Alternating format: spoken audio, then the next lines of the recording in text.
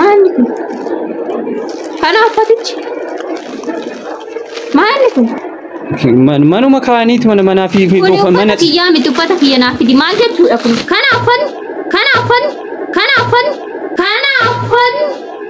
maal jechuudha kun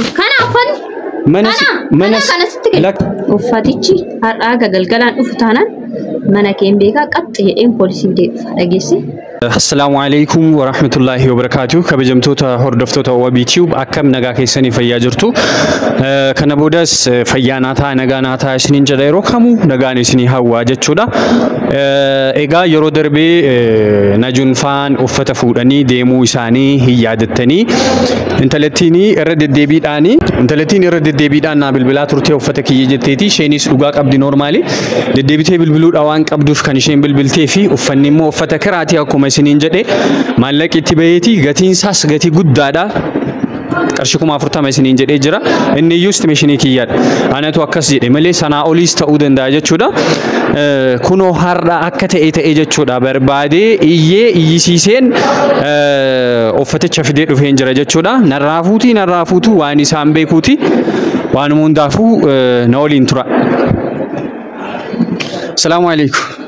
Wa alaikum salaam. Nagami? Nagamaatu jira mee uffata fidi. Uffata fidi mee nagamaatu jira amma uffatichi fidi mee. Uffatichi fide nagaan jettu reedura. Nagaa dhiisii. Fidi mee nagaa osoo taate amma sila sa'aatii kennametti yeroodhaan deebistaa sila. Nagaa waan barbaanne fi mimma uffatichi bakki. Afachuka uffataniin fide jedhi uffata rakkoon qabu siifin kenna asumaa kennuufi kaniin fideesi. Ani waan inni itti fayyadamu hin jiruuti. Difama guddaa waliin si difama si gaafachuuf uffata qofa si deebisuudhaaf osoo hin taane har'a difama si gaafachuudhaaf hin ture. Yeroo kan dhiisi uffatuma kiyya qofa barbaadan. Difama keelleen barbaadu waan biraan barbaadu oduu biraan irraa dhiisi uffatichi fidi. Afachuka uffata siifin kenna dursa difama naa godhiin jedha balleessee hin jira. Oduun barbaadu anam gara akshinii fidi uffatichi. Ilaa ani baay'ee afaan hin qabu har'a dubbachuudhaaf jechuudha si wajjin haasa'uudhaaf si fuuldura. Afaan maal qabda silaa gabaa kan hunda jala dabarsitee nama meeqa dhufee uffata san gaafatee dhabe. Maal jechuudha yaaddu ati?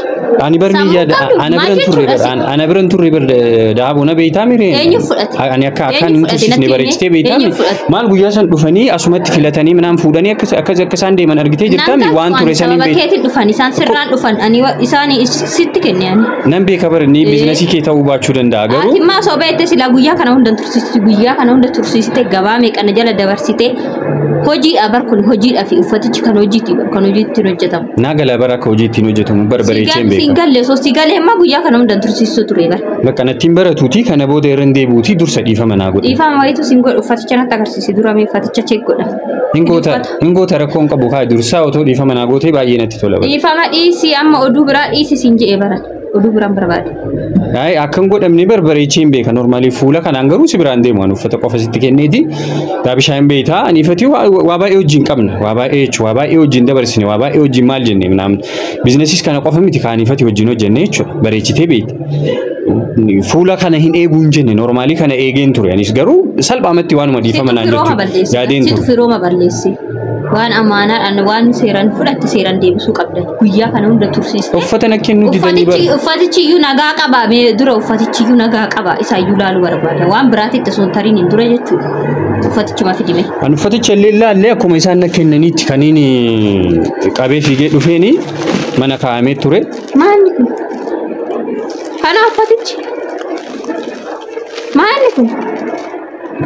Manu makaaniit mana fi mana kiyyaa miti uffata kiyya naaf fidi maal jechuudha kun mana kanatti lakki mana si kaa'een jira naan jettee bar mana ka amma gana sirriitti na aarsaa jirta qatti gadi deemtiin uffata kiyya naaf fidi roobni keellee gadali yaasin deem bakka firummaan keellee gadali yaasin ana barka na aarsi tuffii keessan bilbila yoo bilbiluun kaastan eessatti sin argadha. Bar isaantu bilbila narraa kaasuu barbaadan. Naan galu bakka wanti akkana naan galu. Uffata kiyya laal akka seeran irraa fuutanii seeraniin deebisan yookaan seeran isin irraa fudhan. An rakkoon qabu ni fida bara. Firummaa fi hiriyyuu mallee bira dabbitan waan ta'eef seericha cabsitan waan ta'eef amma seeran isin gaafadha bakka. Rakkoon qabu ani seeraan na gaafatte jedhi ka tasgabbaaya tamma muudii kana keessaa bayyada. Akkamitti tasgabbaa? Hojii abar kuni bar biddeena kiyya. Konaan maal jechuudha akkamitti akka fideen beekta machee mati obboleessa kiyya. Natu dogongoree jechaan jira bara natu balleesse bakka. Natu dogongoreen hin deebisa uffaticha. qarshii kanan deebisa. Deebisuu jedheen jira bar bakka natti hin baratu jedhaati. Atumti muudii kana keessa. Natti hin baratu natti dogongoree kun oduudha bakka. Uummata kan fayyadu. Ani amma ka barbaadu uffaticha kiyya seeraan naa deebisa yookaan immoo seeraan isin gaafadha. Lakki seera biran gahin jedhi ilaa isaan asittuu waan baay'ee waan ta'amu jira. Daaboo irra deddeebi'een bilbilaa fi ture ani mana safara deemaan ture. Waan jiru immoo bareechitee beektaati. Ana caala jechuun hin hubatta jedhee yaada. Innaa guyyaa isaan asiitti kan isaan qabaniitiin deemanii jiru. Nan galchu sababa keetiin dhufan isaanis. Nan hubadhaa baraan. Sagantaa keessaniimi. Sababa keetiin dhufaniimi hundi. Inaa galaa barreessa sirriittiin si hubadhaa bara. Ati bar balleessite siin jechaan jiru kadaabii amma akka kanatti lafatti hin darbamaa re'aaguma barbaadee sirrii. Darbaman darbama uffata kiyyaa miti uffata narraa fuutan dhiistanii maali kun bututtuun isin fiddanii dhuftan. Ani bar fiddeet mana kan isiin keettee jechuudha. Tuffiidha bar kuni tuffiidha. Tuffiidha. Kana hunda kana godhe ani akka obboleessa caalaa akka kabajaan isinii qabu waan kabaja kiyyan beene fiisillee homaa mitiisa garuu uffata kiyya naa deebisa seera naa deebisa yookaan seeraan isin gaafadha. Tuffiin isin qabdan argee jira tuffii isin naa qabdan. Lakki isin tuffanni barbaabu maaliif si tuffanna maaliif argaa jirtaa mi maali? Jiraa uummata akka barbaadu. Lakki oduu dhagahuun barbaadu amma uffata kiyya qofa seeraan naa deebisa. Kuni baru hojii kiyya miti bar daabisha bar anaa miti bar namni kana taasise namni kana godhe anaa miti bar. Hin beektaa mi maal bareechite jechuudha. Isaan as dhufanii ani baritti agarsiisuuf kan hin fidee dhufe. Si irraan dhufan bakka isaan hin beeku si beeka waan ta'eef. Nan galchu. Ama wanni ati gochuu qabdu uffata kiyya seeraan naa deebisa. Seeraan isin gaafadha yookaan seera bira olaa geessinu. Akkas wayyaa. Seera biraan gahin. Bakka seeraan naa deebisa. Oduu biraan barbaade bakka. Oduu biraa hin barbaadu. Anni sirreessaani waan hundayyuun sirreessaati ati amma miira keessa jirtu kana keessaa bahiiti. Hin ba'u akkamitti ba'a? Akka laallee bakka. Laffa'ee fidee ba'a. Lafaa fide sitti fakkaata. Baala immoo baala lafaa guurame. Hin beekaa barra akka gabayaa baay'ee si jedha. Akkamiin bututtu ka uffata haga ammaa tursiistan ka bilbila na jalaan kaasne ka waa hunda gootanii guyyaa kana torbaan lamaan guutuu turtanii deebistanirra ka uffatichaan deebisiin bututtuu fiddanii dhuftan uffata bira. Maal jechuudha mee kun tuffii miti? Ani bara nama bira sii kaayee jira naan hin jiru jedha bara bakka ayiddarragamu ko haqaa lo'ee. Tuffanni naan jecha maal si argadhu akkami deebii akkamiin irraa eegaa jirta. Lakki akkasii miti bara daabishaa lamee miitas gabbaayeetii al tokko jechuudha. Ana amma oduu biraan barbaadu bakka uffata kiyya naa deebisaa yookaan seeraan isin gaafadha. Bakka wanni lama qabda filannoo lama qabda. Lakki rakkoon qabu ilaa seera bira otoo hin gahin ani hin xumura jedhi garuu maalidha sitti fakkaate ani iyyuu uffata kana hin ilaalle bara uffata hoon ilaalle ani sii kaayeen jira suuqii bakka akkanaa sii kaayee jenna tarii warri sun dogongoruu danda'u ilaalla. Akkamitti ilaalle? Bakka akkanaa suuqii sii kaayee jira naan jette haayee jedheen dhaqe. Ijji keessin argu akkamitti ilaalle? Hin argaa bari. Uffata isiin asitti uffattee turte san beekta. Ariifadheen barsi jalaa tursiise jedheen isii wajjin wal dhabaan ture argaa turte viidiyoo gubbaa irratti illee akkuma argite jechuudhaatis. Nan galchu. Amma uffata kiyya qofa naa fida. Uffata kiyya naa fidi. Rakkoo biraa kanarraa qabaattan akka biraatti hiikan. Lakki uma tokko rakkoo sarara. Akkamitti namni uffata hojii uffata gabayaan guyyaa meeqa dhufteetiin hin dhabde akkamitti akkana bututtuu biraa deebiste uffaticha illee osoo deebiste osoo cite illee nu dhishisna jedhama. Uffatichi hin dhufne. Maal jechuudha? Akkamsi fakkaate barsiitii amma uffata kana qabee gaafa si bira dhufutu waan biraan barbaaduuti natu balleessee rifamaan siin jechuu barbaada akka kana uffataas akka isaan akka kana godhan hin argine yaanii si kaayeen jira mana kana iddoo akkana deemiitii fudhuunaan jetti safarii dhufi achi dhaqee uffatichi kunoo kanaa jedhanii natti kennan mana mataa dubartoota wayii kaa'ame jechuu uffatichi an kanan seeni hin ilaalle yaanii akka kireeffattuuf jedheen tekstii ati naa barreessite ilaaleen fiigichaan dhufe bakka uffata kana si biraan ga'a jedhee jechuudha. Kiraan baay'een akka si jala darbe namni baay'een akka dhufe maal irra deddeebitee naa himaa turte hiriyoonni kan keenyaa bilbilaa ture akkan godhamne hin beeka akkan taasifamne hin beekaan wanti kun jechuudha. Bakka badii guddaadha si fuuldura dhaabachuuf hamileen qabu siin jedheen jira bara irra deddeebiidhaan jechuudha. So kanaafi dhiifama qofa naa godhe anamma waan biraa tokko iyyuu sirraan barbaadu bakka seeneen uffaticha si fideen dhufa waan tokko rakkoon qabu. Dhiifama maatu sin godhamu uffata kiyya bicha barbaadan si waliin barhaasaan qabu maanachi uffata kiyya naa fidi bututtuu fidde kana deebisi sambooda ani uffata koo qofa barbaada. Uffata kiyya naan fidin immoo akka sin gaafadhanatu beekashi. Waan biraan fedhuuti waan hin taane si wajjin jecha hin taane as dhaabadhee haasa'uudhaan hin barbaadu hin fedhusi haalumti jiru sana nan deemsisu silaatii miila kee irratti kufeen dhiifama si gaafachuuf kan hin dhufe jechuudha. Miira kan kee gana gaafa argu immoo dubbachuudhaaf xiqqoo naan heeyyamne kanaaf hedduu takka ammaa sirra deebi'aati fudhachuu baadhus dhiifama kiyya jechuudha. bakka nama fiddeeti kan isiin dhufaa jirtu jechuudha. Mataan na dhukkube namicha argitee jirta akka maraattuudha kan inni ta'u jechuudha. Guyyaa sana asitti uffata filachiisaa ture. Suniyyuu badii guddaadha. Asumattuu waan akkasii sana raawwachuun isaaniitu jechuudha. Uffanni hin bareedu maaliin akkas hin ta'u atis gabayaa gubbaarra jirta uffanni hin bareedu jedhamee hin dubbatamu sooshaal miidiyaa gubbaarratti jechuudha. Kanaaf isaanis walitti qabeen isa sanaas walitti qabeen dhiifama si gaafachaa hin jiraani dhiifama qofa naa godhi sirraan ba'aa rakkoon qabu uffata kan keessiif hin fida. Laal dhagaye uffatichi har'aa galgalaan dhufu taanaan mana keen beekaa qaxxee jedheen poolisiif deebifa dhageesse kana caalaa oduu biraan barbaadu uffata kunaa fida hanga galgalaatti dhufu taanaan poolisii wajjin dhufa. Seeraan isin gaafadha. Maaltu si wajjin naasuuf isinii bilbile irra deddeebi'ee isinii bilbile irra deddeebi'ee teekstii isinii barreessa hin kaastan tuffii keessan. Namni kaleessa dheengadda guyyaa hunda namni dhufeetiin hin dhaba. Namni kan hojiiti bara maali kan bashannanaa seetanii hojiidhaaf barkaas taa'e. Namni dhufee dhabuu qaba sababa keessan. Ka bashannanaatiin jedhee hojii meeqana jala dabarsita. Hojii meeqana jala dabarsita. Uffata kuma shantamaa fuutaniitiin achiin hambistanii isinitti bee jira. Har'aa galgalaatti fiduu baannaan qaxxi gootanii gara seeraatti isin dhiyeessaa yookaan ni kafaltu yookaan immoo uffaticha kiyya naa deebistu. Ishii yoo uffata dhabee akkam godharee nama. Qarshii kanallee hin qabu bara. Nangalchuu ani seeraa wal gaafannaa ammaan achi bakka afaanii walitti naasuuf kabajaadhaan isin dubbise kabajaadhaan isin kadhadhee diddanii kana booda seeraan haasofni kenna seeraan. Seeraan haasuuf. Yoo uffanni kun badee adda ta'aa jedha bara. Nangalchuu sin jedhee bara nangalchuu. Haga namni nama eegu haga namni nama hubatu haga namni nama obsu isinii obse kana booda hin jiru. Wanti obsu sin jiru. Lakki bari isinis maal laan jettee si fakkaate kana dura viidiyoo kana dura hojjedhee irratti argitanii jirtanii kabajamtoota hordoftoota kiyya. Uffata kana tasumaa usittiin kennuun aan jetti uffata siin deebisuun aan jetti waan jette sana immoo raawwattee jirti jechuudha. Kun waan hin taane peestaalii keessa kaa'anii tariitii warri sunis dogoggoraan natti kennuudhaa malu jechuudha. Yookaan immoo kunis wanti maayisiidhaa ta'uu danda'a jechuudha. Akkasuma seeraa liyoon ichilaale hin maalet nu. Innaa argitanii jirtan isin viidiyoo sana gubbaarratti waan isin jette namicha kana wajjin akka isin taa'aa jirtu jechuudha. So ani garamuma seenaa jedha. Akkanuma ani ifate akkuma kana biyaansa ati walla seeni nangalchuan anin seena rakkoon qabu bara nangalchu biyaansa ati understand nan gootu ati understand yeroo beeqa si godhe torbaan lama guutu understand si godhe haga namni nama eegu sin eege haga namni nama hubatu sin hubadhe isin garuu na hubachaan jirtan na yaadaan jirtan waan ta'eef amma booda seera wal gaafanna wanti walitti iyyinus wanti waliin lollus hin jiru seeraan ka wal gaafanna si galee kana booda dubbiin kenna seeraan ta'a. Kanarratti dhaabbata.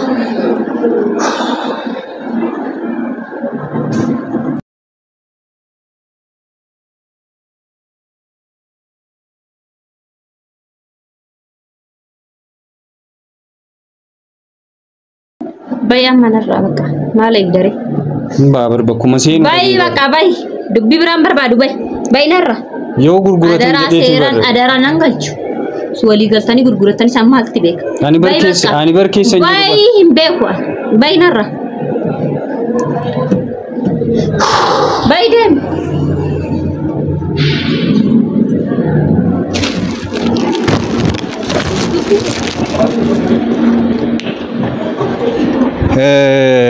Hayyee kabajamtoota hordoftoota wabiitiyu.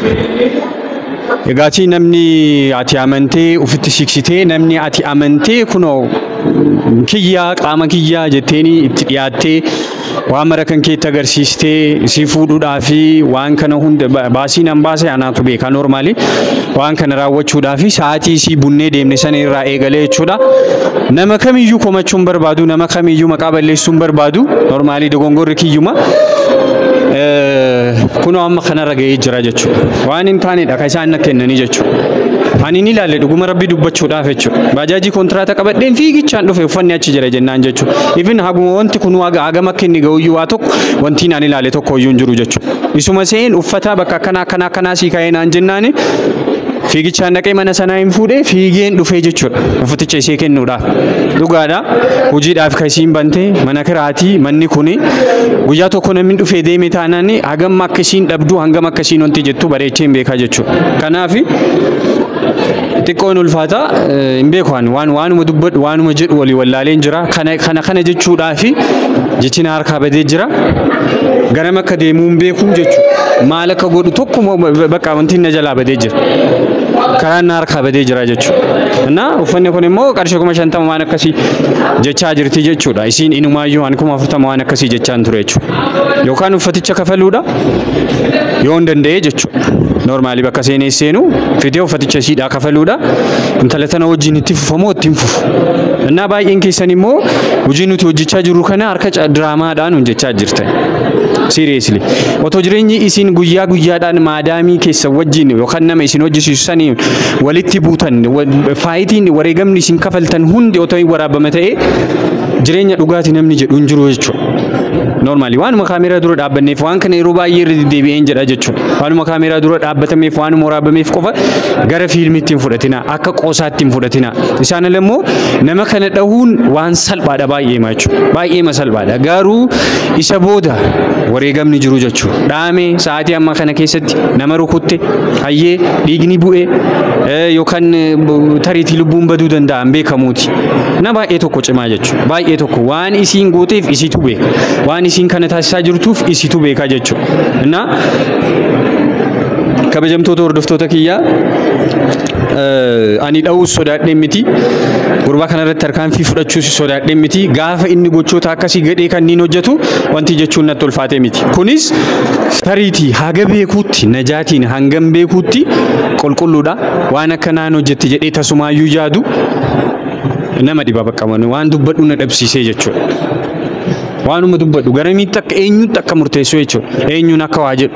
Jechi si harkaa badee beeka waan dubbattu dhabdee beekta. Bakka cal'isuus filattee waan sin cal'isiisa. Haasa'uus filattee gara itti haasoftu waan hin jirre jechuudha. Na baay'ee tokko ulfata. Kun uffata kana kan isiidhaatii kan isaan jedhanii natti kennan jechuudha. Uffata kana kun akkuma argitan jechuudha. Uffata isiiti jedhanii kan kenname jechuudha. Ani suma dhugaan isiniin jedha. Kanaas maybe waan biraa jechuu ni dandeessu isin jechuudha.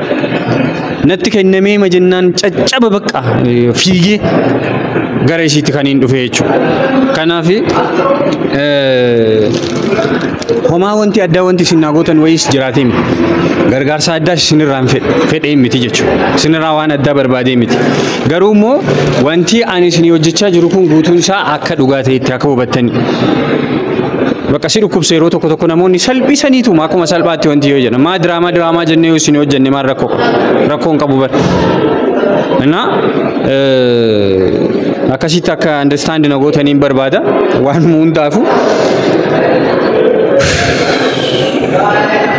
amma akkuma godhuun na dhibe amma. Isinis na biran bilbilinii jetti. Isiin immoo kunoo bututtuu kan kee fudhadhu bahii deeminarraa naan jechaa jirti. Furraa ganna darbite isinis maaltu falaa akkam godhu mee isiniin mari'adhaa. Yeroo nani rakkoo hamtuu keessa tures na gorsitanii jirtanii jireenya akkasii sana keessa na baastanii jirtanii amma akkam godhan akkamii waan kana keessaa bu'u. Bakka falatu na harkaa badee ani kana jedhee fala wayii kaa'uun hin dandeenyeeti natti ulfaatee jira isin falli kanaan jedhame. Bakka tanuma qofaan isinirraa barbaada. Dhiisii yoo jettanii si wajjin waan qabdu xumurii yoo jettanii hin xumuru. Uffata kanas kafaliitii wanti jedhee yoo jettanii bakka waanuma yaada ta'uu hin dandeenye wayiitu guddatee yaada ta'e baay'isuu hamma kana ga'ee jechuudha. Waanuma akka salphaatti eegalame wayii. Yoon taane gurbaa sana irratti namoonni baay'een gurbaa sana irratti furmaata fudhadhu gurbaa sana akkas godhi maal jechaa jirti.